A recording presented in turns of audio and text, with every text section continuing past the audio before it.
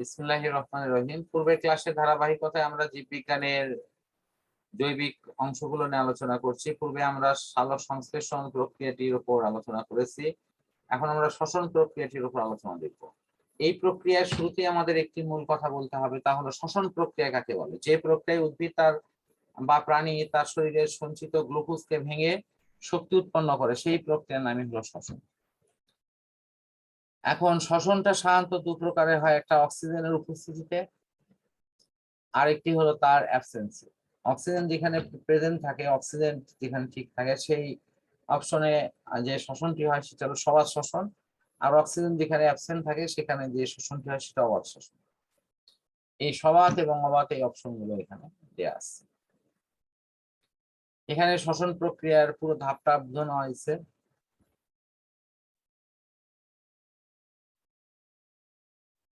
এখন সবাত শ্বসনের অপশনটা নিয়ে আমি কথা বলবো। সবার শ্বসনের ক্ষেত্রে চারটা ধাপ হয়। একটা হলো গ্লাইকোলাইসিস পর্যায়। এই ক্ষেত্রে এখনো গ্লুকোজ ভেঙে তোমার 2 অণু পাইরুভিক অ্যাসিড উৎপন্ন করে এবং এই ধাপে তোমার 4 অণু এটিপি তৈরি হয়, যার 2 অণু ক্ষরণ হয়ে যায়। তারপরে দ্বিতীয় ধাপে এসিটাইল কোয়ে সৃষ্টি, গ্লাইকোলাইসিস পর্যায়ে সৃষ্টি প্রতি অণু পাইরুভিক অ্যাসিড পর্যায়ক্রমে ভেঙে 2 কার্বন বিশিষ্ট 1 অণু এসিটাইল কোয়ে এবং তোমার 1 অণু এনএডি H++ এগুলো উৎপন্ন করে থাকে। তৃতীয় ধাপে আসে যেটা ক্রেস চক্র। এই ধাপের মূল কথাগুলো এরকম যে এই যে ফিরে আসা যে এসিটাইল কোয়ের অংশ এবং সেখান থেকে এটিপি থেকে শক্তি মুক্ত হওয়ার অংশগুলোকে ব্যবহার করে এরা পর্যায়ক্রমে তোমার NADH++ তারপরে হলো FADH2 এগুলো উৎপন্ন করে এবং এগুলো থেকে পরবর্তীতে আবার আরেকটি নতুন অপশন তৈরি করে, সেটি হলো FADH এবং তোমার জিটিপি। এই অপশন গুলো এখানে দেয়া আছে।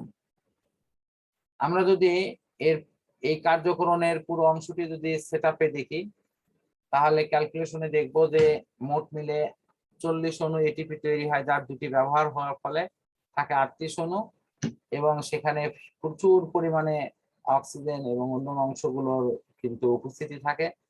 ফলে দেখা যায় শ্বসন প্রক্রিয়া শেষে কিন্তু আমাদের অক্সিজেনের ঘাটতি না হয়ে আরো বাড়তি হয়। এছাড়া অবাত শ্বসন, এটি সাধারণত নিম্ন শ্রেণীর উদ্ভিদ এবং প্রাণীর ক্ষেত্রে ঘটে। এটা হলো গ্লুকোজের অসম্পূর্ণ জারণ। এখানে গ্লুকোজ অংশটা ভেঙে মূলত অ্যালকোহল জাতীয় পদার্থ তৈরি করে, যেটি পরবর্তীতে বিভিন্ন কাজে, অনেক সময় শিল্পের বিস্ফোর কাজে ব্যবহার করা হয়। এখন শ্বসনের প্রভাবক সমূহ।